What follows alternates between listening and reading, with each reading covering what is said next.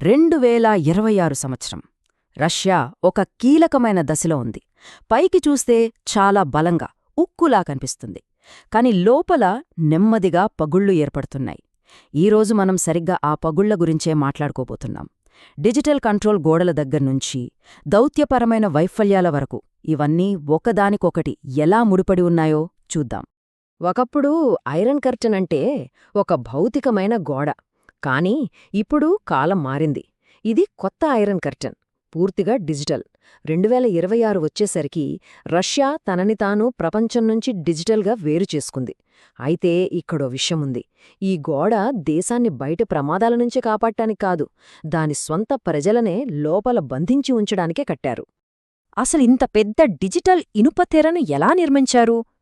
చూడండి, రష్యా బయట ప్రపంచం మీద ఎందుకింత దూకుడుగా ఉందో అర్థం చేసుకోవాలంటే మనం ముందుగా దేశం లోపల తన ప్రజల్ని ఎలా కంట్రోల్ చేస్తుందో చూడాలి. కథంతా ఇక్కడే మొదలవుతుంది. ఈ మొత్తం వ్యూహానికే ఒక పేరు కూడా ఉంది. అదే డిజిటల్ ఆటార్కీ. పేరు కొంచెం క్లిష్టంగా ఉన్నా దాని వెనుకున్న ఆలోచన చాలా సింపుల్. గ్లోబల్ ఇంటర్నెట్తో సంబంధం తెంచేయాలి, ప్రభుత్వమే అన్నీ కంట్రోల్ చేసేలా ఒక స్వంత క్లోజ్డ్ నెట్వర్క్ను తయారు చేయాలి. దీన్నే వాళ్లు సావరెన్ ఇంటర్నెట్ అని పిలుస్తున్నారు. సింపుల్గా చెప్పాలంటే రష్యాకు తన సొంత ఇంటర్నెట్ అన్నమాట. సరే, థియరీ బావుంది, కానీ ఇది నిజంగా ఎలా పనిచేసింది? ఫస్ట్, మనందరికీ తెలిసిన వాట్సాప్, యూట్యూబ్ లాంటి ప్లాట్ఫామ్స్ను పూర్తిగా బ్యాన్ చేశారు. ఊహించుకోండి, ఒక్క వాట్సాప్నే అక్కడ 68% మంది తమ బిజినెస్ల కోసం వాడుతున్నారు. వాళ్ల పరిస్థితి ఏమైందో ఆలోచించండి. ఆ తర్వాత ప్రభుత్వం వీపీఎన్ల మీద పడింది. బయటి ప్రపంచానికి కనెక్ట్ అవ్వడానికి ఉన్న దారులన్నింటినీ మూసేయడం మొదలుపెట్టింది. దీనివల్ల ఏమైందంటే ఒక 2 అంచెల డిజిటల్ సమాజం తయారైంది. ఒకవైపు ఎలాగోలా సమాచారం సంపాదించే కొద్దిమంది, మరోవైపు ప్రభుత్వమేం చెప్తే అదే వినే మెజారిటీ ప్రజలు. ఈ మొత్తం కంట్రోల్ సిస్టమ్కి గుండె లాంటిది మ్యాక్స్ అనే ఒక సూపర్ యాప్. మీకు చైనాలోని వీచాట్ యాప్ తెలిస్తే ఇది దాదాపు అలాంటిదే, కానీ ఇది పూర్తిగా నిఘా పెట్టడానికి తయారు చేయబడింది. మీరు చేసే ప్రతి పని, పంపే ప్రతి మెసేజ్ అన్నీ ఎఫ్ఎస్బి అంటే రష్యా గూఢచార సంస్థ రియల్ టైంలో చూడగలదు. మరి దీన్ని వాడకుండా ఉండొచ్చా అంటే అస్సలు కుదరదు. ఇది ఆప్షనల్ కాదు. మీకు జీతం రావాలన్నా, డాక్టర్ అపాయింట్మెంట్ కావాలన్నా, ఏ ప్రభుత్వ సేవ కావాలన్నా ఈ యాప్ వాడాల్సిందే. తప్పించుకోవడానికి దారే లేదు. దీనివల్ల వచ్చే అత్యంత భయంకరమైన పరిణామమేంటో తెలుసా? ప్రైవసీ, అజ్ఞాతమనే మాటకే అర్థం లేకుండా పోయింది. ఒక్కసారి ఊహించండి, ఒక జర్నలిస్ట్ ఒక సోర్స్కి కేవలం ఒక సింపుల్ ప్రశ్న పంపితే చాలు, వెంటనే ఎఫ్ఎస్బి ఆ సోర్స్ జీవితాన్ని మొత్తం తవ్వేయగలదు. వాళ్ల జాబ్ దగ్గర్నుంచి హెల్త్ రికార్డుల వరకు అన్నీ వాళ్ల కళ్ల ముందుంటాయి. ఇంకా ఇలాంటి పరిస్థితుల్లో నిజం మాట్లాడటానికి ఎవరు ధైర్యం చేస్తారు? సమాచార ప్రవాహం మొత్తం ఆగిపోతుంది కదా. ఇక్కడ టెక్నాలజీ ఒక్కటే ఆయుధం కాదు, చట్టాన్ని కూడా ఒక ఆయుధంగా మార్చేశారు. ఇంతకుముందు స్వతంత్రంగా పనిచేసే జర్నలిస్టుల మీద ఫారెన్ ఏజెంట్ అని ముద్ర వేసేవాళ్లు. కాని ఇప్పుడు పరిస్థితి ఇంకా దారుణంగా తయారైంది. ఇప్పుడు వాళ్ళ ఏజెంట్లు కాదు, ఏకంగా దేశ శత్రువులు. నిజం చెప్పడమనేది 7 సంవత్సరాల జైలు శిక్ష పడేంత పెద్ద నేరమైపోయింది. ఓకే, ఒక దేశం తన సొంత ప్రజల మీదే ఇంత కఠినంగా ఉంటే మరి బయటి ప్రపంచంతో ఎలా ఉంటుంది? పెద్దగా ఆశ్చర్యపోవాల్సిన పనిలేదు కదా. సరిగ్గా అదే కఠిన వైఖరితో ఉంటుంది. రష్యా లోపల పెంచుకున్న ఈ కంట్రోల్ పాశ్చాత్య దేశాలతో దాని సంబంధాలను ఎలా దెబ్బతీసిందో ఇప్పుడు చూద్దాం. ఇక్కడ మన 2 కీలకమైన సంఘటనల గురించి మాట్లాడుకోవాలి. కేవలం 6 నెలల గ్యాప్లో జరిగాయివి, కానీ దౌత్య ప్రపంచాన్ని పూర్తిగా మార్చేశాయి. 1, అలాస్కాలో జరిగిన ఒక ఫెయిల్డ్ సమ్మిట్. 2, ప్యారిస్లో ఏర్పడిన ఒక కొత్త యూరోపియన్ కూటమి. ఈ 2 ఆటను పూర్తిగా మార్చేశాయి. ముందుగా Alaska summit.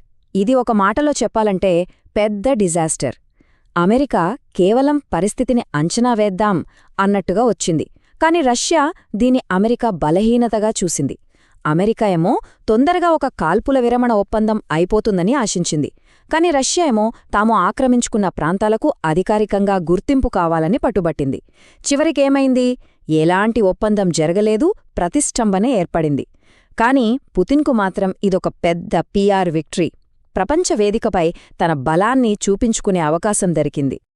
Alaska summit fail అవ్వడం వల్ల వెస్టర్న్ అలయన్స్లోనే ఒక పెద్ద క్రాక్ వచ్చింది. అమెరికా కాస్త తడబడుతుండటంతో యూరప్ ఇక మనం రంగంలోకి దిగాలి అని నిర్ణయించుకుంది. అమెరికా ఏమో వ్యక్తిగత హామీలు, మాటల మీద ఆధారపడదామనుకుంది. కాని యూరప్ అలా కాదు. వాళ్లకు బలమైన, సంస్థాగతమైన గ్యారంటీలు కావాలని స్పష్టం చేసింది. ఈ ఆలోచనల నుంచే ప్యారిస్ డిక్లరేషన్ పుట్టింది. ఫ్రాన్స్, యూకే దీనికి నాయకత్వం వహించాయి. యూరోపియన్ దేశాలన్నీ కలిసి ఉక్రెయిన్కు బలమైన, నమ్మకమైన భద్రతా హామీలివ్వడానికి ముందుకొచ్చాయి. ఒక రకంగా చెప్పాలంటే యూరోప్ భద్రత కోసం ఇకపై అమెరికా నిర్ణయాల మీద ఆధారపడకుండా తమ కాళ్లమీద తాము నిలబడటానికి వేసిన మొదటి అడుగు ఇది. ఇది రష్యాకు ఒక డైరెక్ట్ ఛాలెంజ్ కూడా. అయితే ఇక్కడొక పెద్ద ఐరనీ ఉంది. రష్యా అసలు లక్ష్యమేంటి? నాటోని విడగొట్టాలి, బలహీనపరచాలి. కాని వాళ్ల చర్యల వల్ల జరిగింది దానికి పూర్తి వ్యతిరేకం. నాటో గతంలో కంటే ఇప్పుడు చాలా బలంగా మారింది. కొన్ని యూరోపియన్ దేశాలైతే తమ రక్షణ బడ్జెట్ను జీడీపీలో ఏకంగా 5% పెంచాలని ఆలోచిస్తున్నాయి. కొన్ని సంవత్సరాల క్రితం ఈ నంబర్ గురించి ఎవ్వరూ ఊహించుకూడా ఉండరు. అంటే రష్యా వ్యూహం పూర్తిగా రివర్స్ అయిందన్నమాట. ఈ టెన్షన్స్ కేవలం మీటింగ్ రూముల్లో డిప్లొమాటిక్ పేపర్లకే పరిమితం కాలేదు. ఇవి భూమి మీద, ప్రపంచంలోనే అత్యంత మారుమూల ప్రాంతాలకు కూడా పాకాయి. సరే, ఇప్పుడు మనం ఉత్తర ధృవానికి వెళ్దాం. ఆర్కిటిక్లో ఒక కొత్త కోల్డ్ వార్ ఎలా మొదలవుతుందో చూద్దాం. ఆర్కిటిక్ విషయంలో రష్యాది ఒక డబుల్ గేమ్ స్ట్రాటజీ.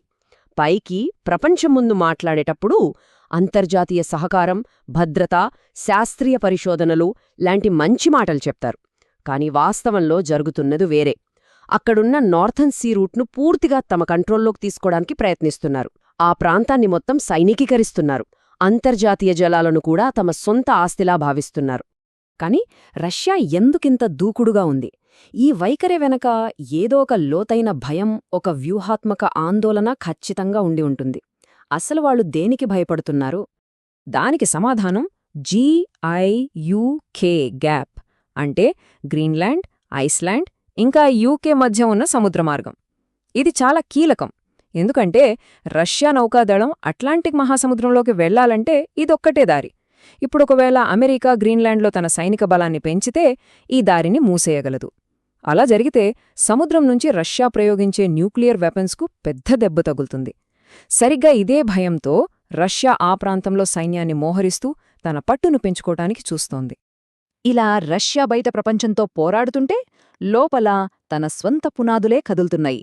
ప్రభుత్వం చెప్పే గొప్ప కథలకు, ప్రజలు అనుభవిస్తున్న నిజజీవితానికి మధ్య గ్యాప్ రోజురోజుకీ పెరిగిపోతోంది.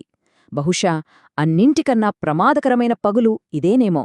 ప్రభుత్వం అధికారికంగా ఏం చెప్తోందంటే యుద్ధంలో పాల్గొన్న సైనికులే రష్యా యొక్క కొత్త ఉన్నత వర్గం, న్యూ ఎలీట్ అని.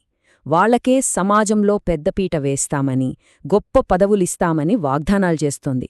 కాని ఈ కొత్త ఉన్నతవర్గం ప్రచారం వెనుక ఒక పెద్ద భయం దాగి ఉంది. టైమ్ ఆఫ్ హీరోస్ అని వాళ్లు పిలుస్తున్న ఈ ప్రోగ్రాం హీరోలను గౌరవించడానికి కాదు, అది వాళ్లని కంట్రోల్ చేయడానికి పెట్టిన ఒక పర్సనల్ ఫనల్. అంటే ప్రభుత్వానికి ఎవరు అత్యంత విధేయులుగా ఉంటారో వాళ్లని గుర్తించి వాళ్లకి పేరుకు మాత్రమే పదవులు, బిరుదులు ఇస్తారు. కాని చేతిలో ఎలాంటి నిజమైన అధికారం పెట్టరు. ఎందుకంటే రేపు పొద్దున వాళ్లలో నుంచే బలమైన నాయకులు పుట్టుకొచ్చి ప్రభుత్వానికే సవాలుగా మారకూడదని ఈ ముందు జాగ్రత్త. మరి సాధారణ ప్రజల సంగతేంటి? వాళ్లెలా రియాక్ట్ అవుతున్నారు? దీన్ని సోషియాలజిస్టులు నెగటివ్ రెసిస్టెన్స్ అంటున్నారు. సింపుల్గా చెప్పాలంటే పైకి అంతా ఒప్పుకున్నట్టే కనిపిస్తోంది. ప్రభుత్వం చెప్పిన దేశభక్తి కార్యక్రమాల్లో పాల్గొంటారో, చెప్పినట్టు చేస్తారు. కాని లోపల మాత్రం ఆ వ్యవస్థను అస్సలు నమ్మరు. మానసికంగా ఆ సిస్టం నుంచి పూర్తిగా డిస్కనెక్ట్ అయిపోయారు. పైకి తలూపుతారు, కాని లోపల మాత్రం దాంతో ఎలాంటి సంబంధం పెట్టుకోరు. ఇలా లోపల పెరుగుతున్న ఈ నిరాసక్తత వల్ల నిజమైన సమస్యలు తలెత్తుతున్నాయి. యుద్ధం నుంచి తిరిగొచ్చిన వాళ్ల వల్ల హింసాత్మక నేరాలు పెరిగిపోతున్నాయి. యువతేమో ప్రభుత్వం చెప్పే పాత 90ల నాటి కథలతో కనెక్ట్ అవ్వలేకపోతున్నారు. వాళ్లకు ప్రచారం మీద విసుగొచ్చేసింది. మరోవైపు దేశ ఆర్థిక వ్యవస్థ మొత్తం యుద్ధయంత్రానికే పనిచేస్తుంది. దీనివల్ల సాధారణ ప్రజల అవసరాలు గాలి కొదిలేశారు. పునాదులు నిజంగానే నెమ్మదిగా కూలిపోతున్నాయి. ఇవన్నీ చూశాక మన ముందు ఒకే ఒక పెద్ద ప్రశ్న మిగులుతుంది. ఒక దేశం బయటకు అంత బలంగా కనిపిస్తూ లోపల ఇంత పెళుసుగా ఉన్నప్పుడు ఏ పగులు ముందుగా బద్దలవుతుంది? వాళ్లు కట్టిన డిజిటల్ గోడ కూలిపోతుందా? లేక అంతర్జాతీయ ఒత్తిడికి తలొగ్గుతుందా? లేదా వీటన్నిటికన్నా ముఖ్యంగా తన సొంత ప్రజల నిరాసక్తత వల్లే లోపల్నుంచి కుప్పకూలిపోతుందా? 2026లో రష్యా ముందున్న అసలైన సవాలు ఇదే.